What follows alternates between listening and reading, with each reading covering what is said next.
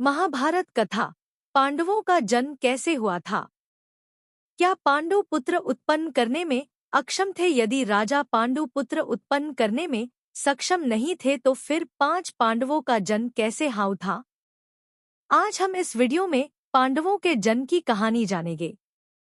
इससे पहले कि हम वीडियो में आगे बढ़े, यदि अभी तक आपने मेरे चैनल को सब्सक्राइब नहीं किया है तो तुरंत सब्सक्राइब कर ले, ताकि आने वाली वीडियो का नोटिफिकेशन सबसे पहले आपको मिलता रहे।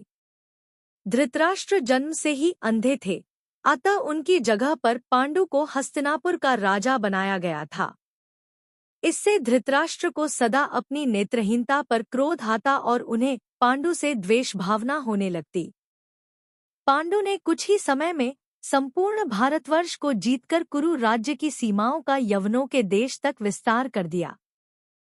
पांडु ने कुंती भोज की दत्तक पुत्री कुंती और माद्रा की राजकुमारी माद्री से विवाह किया। वह एक युवा राजा थे, जिनकी 2 युवा पत्नियां थीं। कुंती के बचपन का नाम प्रथा था।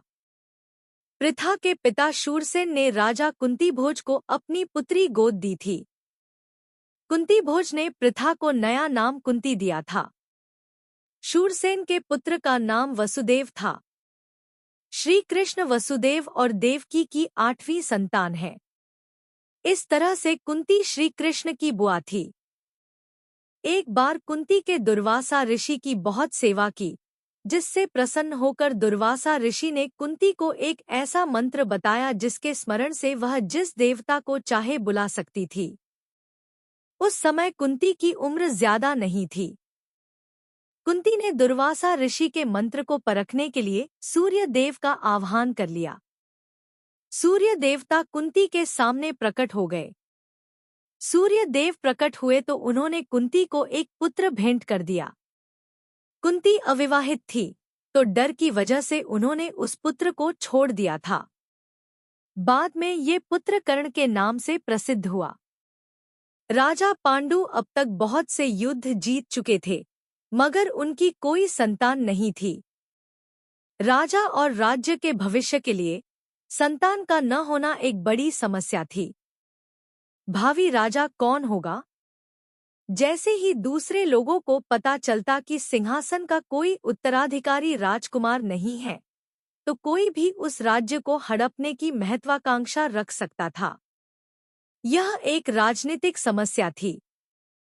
एक बार राजा पांडु अपनी दोनों पत्नियों कुंती तथा माद्री के साथ आखेट के लिए वन में गए। वहां उन्हें एक मृग का मैथुनरथ जोड़ा दृष्टिगत हुआ। पांडु ने तत्काल ही अपने बाण से उस मृग को घायल कर दिया। मरते हुए मृगरूपधारी किंदम ऋषि ने पांडु को शाप दिया, राजन, तुम्हारे समान क्रूर पुरुष इस संसार में कोई भी नहीं होगा। शिकारियों में एक नियम होता है कि वे किसी गर्भवती पशु या प्रेमरत पशु को नहीं मारते, क्योंकि उनके जरिए एक भावी पीढ़ी दुनिया में आती है। तुमने इस नियम को तोड़ा। इसलिए अगर तुम कभी भी प्रेम के वशीभूत होकर अपनी पत्नी को छुओगे तो तत्काल तुम्हारी मृत्यु हो जाएगी। इसलिए पांडु के बच्चे नहीं थे। उनकी 2 पत्नियां थीं, मगर इस श्राप के कारण वह उनके करीब नहीं जा सकते थे। एक बार फिर से पिछली पीढ़ी की तरह कुरुवंश संतान विहीन था। पांडु इस स्थिति से इतने निराश हुए कि वह राज्य में अपनी सारी दावेदारी और अधिकार त्याग कर अपनी पत्नियों के साथ वन में रहने चले गए। वह जंगल में रहने वाले ऋषि मुनियों से बातचीत करके खुद को व्यस्त रखने और यह भूलने की कोशिश करते कि वह एक राजा है। इसी दौरान राजा पांडु ने अमावस्या के दिन ऋषि मुनियों को ब्रह्मा जी के दर्शनों के लिए जाते हुए देखा। उन्होंने उन ऋषि मुनियों से स्वयं को साथ ले जाने का आग्रह किया।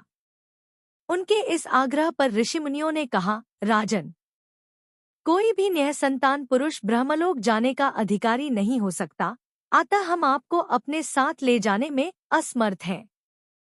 ऋषि मुनियों की बात सुनकर पांडु के अंदर निराशा गहराती चली गई। एक दिन हताशा के चरम पर पहुंचकर वह कुंती से बोले, मैं क्या करूं? मैं आत्महत्या करना चाहता हूं। अगर तुम दोनों में से किसी ने संतान नहीं पैदा की, तो कुरुवंश खत्म हो जाएगा। धृतराष्ट्र के भी बच्चे नहीं हैं। इसके अलावा वह सिर्फ नाम के राजा हैं, और चूंकि वह नेत्रहीन है, इसलिए उनके बच्चों को वैसे भी राजा नहीं बनना चाहिए। वह कुंती से बोले, हे कुंती, मेरा जन्म लेना ही वृथा हो रहा है, क्योंकि संतानहीन व्यक्ति पितृऋण, ऋषिऋण, देवऋण तथा मनुष्यऋण से मुक्ति नहीं पा सकता। क्या तुम पुत्र प्राप्ति के लिए मेरी सहायता कर सकती हो? कुंती बोली, हे आर्यपुत्र, दुर्वासा ऋषि ने मुझे ऐसा मंत्र प्रदान किया है जिससे मैं किसी भी देवता का आह्वान करके मनोवांछित वस्तु प्राप्त कर सकती हूँ। आप आज्ञा करें, मैं किस देवता को बुलाऊं? इस पर पांडु ने धर्म को आमंत्रित करने का आदेश दिया। धर्म ने कुंती को पुत्र प्रदान किया, जिसका नाम युधिष्ठिर रखा गया। कालांतर में पांडु ने कुंती को पुनः 2 बार वायुदेव तथा इंद्रदेव को आमंत्रित करने की आज्ञा दी। वायुदेव से भीम तथा इंद्र से अर्जुन की उत्पत्ति हुई। तत्पश्चात पांडु की आज्ञा से कुंती ने माद्री को उस मंत्र की दीक्षा दी। माद्री ने अश्विनी कुमारों को आमंत्रित किया और नकुल तथा सहदेव का जन्म हुआ। एक दिन पांडु माद्री के साथ वन में सरिता के तट पर भ्रमण कर रहे थे। वातावरण अत्यंत रमणीक था और शीतल मन सुगंधित वायु चल रही थी। सहसा वायु के झोंके से माद्री का वस्त्र उड़ गया। इससे पांडु का मन चंचल हो उठा।